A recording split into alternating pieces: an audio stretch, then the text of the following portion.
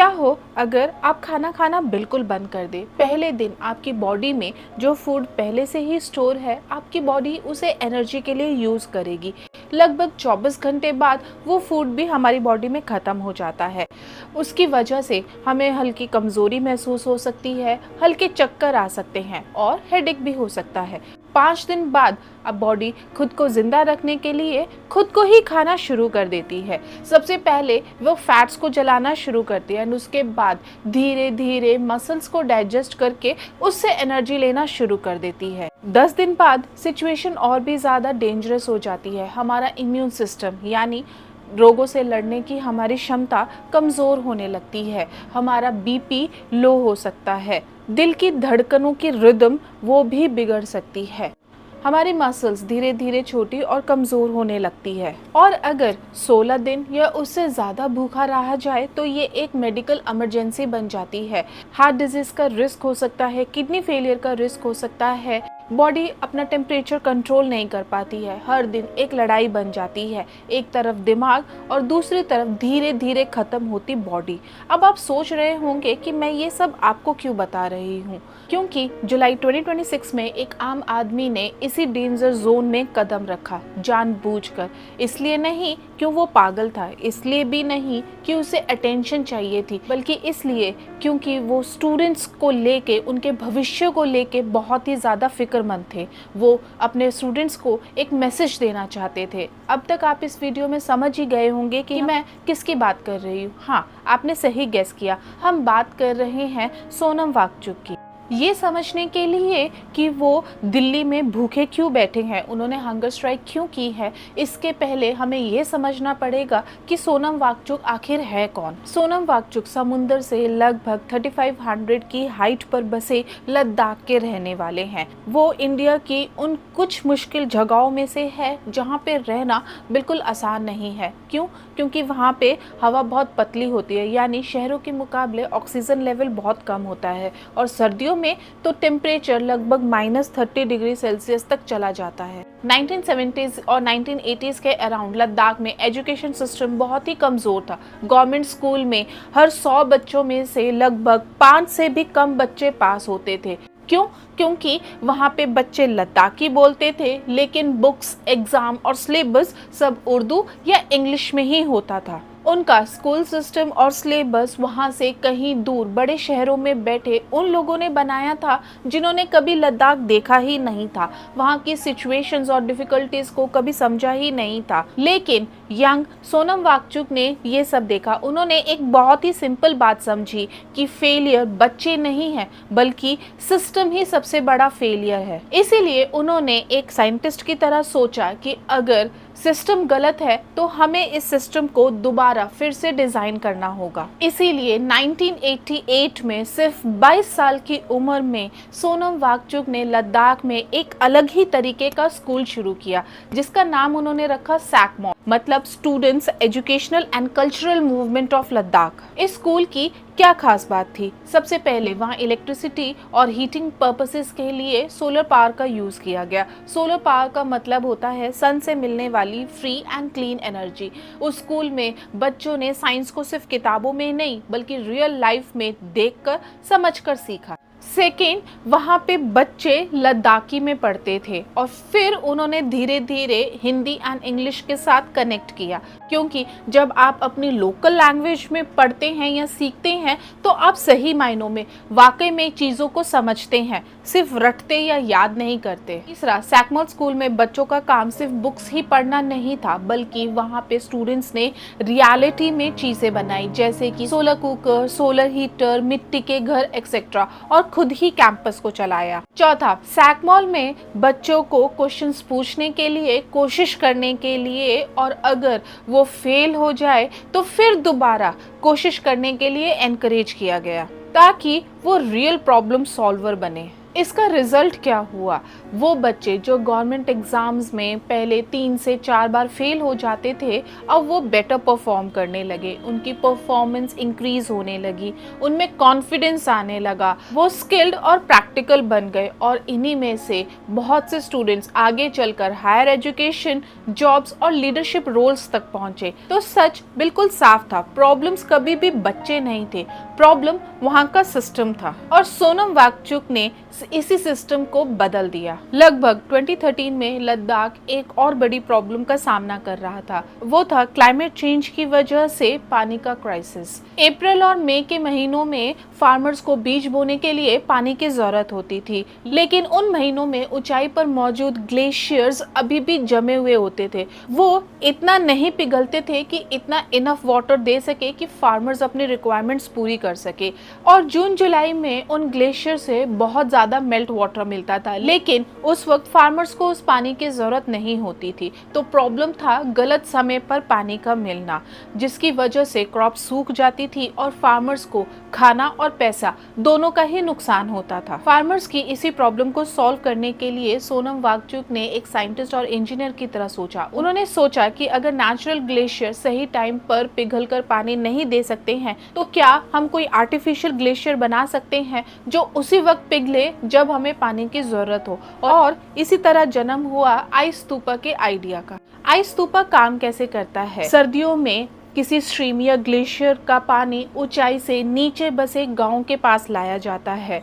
Height के difference की वजह से इन वर्टिकल पाइप से पानी प्रेशर के साथ बाहर निकलता है और इस पानी को जमा देने वाली सर्दियों की ठंडी हवा में स्प्रे किया जाता है। पानी की बूंदें तुरंत जम जाती है और इस तरह एक बर्फ की लंबी कोन बना देती है, जो बिल्कुल एक बुद्धिस्ट स्तूपा की तरह दिखती है। इसे ही आइस स्तूपा कहा जाता है। बर्फ की ये स्ट्रक्चर पूरी सर्दी पानी को स्टोर करके रखती है। हर एक आइस स्तूपा लगभग 1 करोड़ लीटर पानी स्टोर करके रख सकती है और लगभग 25 एकड़ फार्मलैंड को इरिगेट कर सकती है। और इसे बनाने का खर्चा लगभग 1.5 लाख होता है। कोन शेप की वजह से इन आइस स्तूपा का सरफेस एरिया बहुत कम होता है, जिसकी वजह से ये धीरे धीरे पिघलते हैं। ये अप्रैल और मई के महीनों के दौरान पिघलते हैं, ठीक उसी वक्त जिस वक्त फार्मर्स को पानी की बहुत ज़्यादा ज़रूरत होती है। तो एक बार फिर एक ऐसी प्रॉब्लम जो बहुत बड़ी और नामुमकिन लग रही थी, उसका सल्यूशन साइंस, क्रिएटिविटी और लोगों की परवाह से निकाला गया। ये वही दिमाग है, ये वही इंसान है जो आज दिल्ली में हम सब के लिए हंगर स्ट्राइक पे बैठे हैं।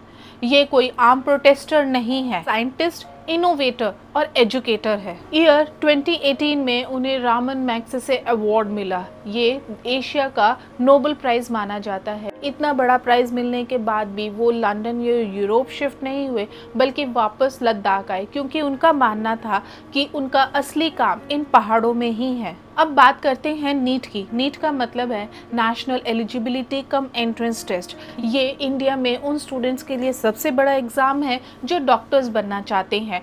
एक दिन, एक एग्जाम और एक ही मौका। हर साल लगभग 23 से 24 लाख बच्चे नीट एग्जाम देते हैं, लेकिन टोटल सीट लगभग 1 लाख ही है। इसका मतलब है कि हर 23-24 स्टूडेंट्स में से सिर्फ एक ही बच्चे को सीट मिलेगी, यानी 95% से ज्यादा बच्चों को सीट नहीं मिलेगी। लेकिन हर साल फिर भी इतनी तादाद में बच्चे ये एग्जाम देते हैं और इसमें लगने वाला पैसा और मेंटल स्ट्रेस भी बहुत होता है। बहुत से स्टूडेंट लगभग 3 से 5 साल तक इस एग्जाम की प्रिपरेशन करते रहते हैं। इस एग्जाम की प्रिपरेशन के दौरान स्टूडेंट्स अपनी सोशल लाइफ, अपनी टीनेज लाइफ, हॉबीज, यहाँ तक कि अपना मेंटल पीस का भी सैक्रिफाइस कर देते हैं।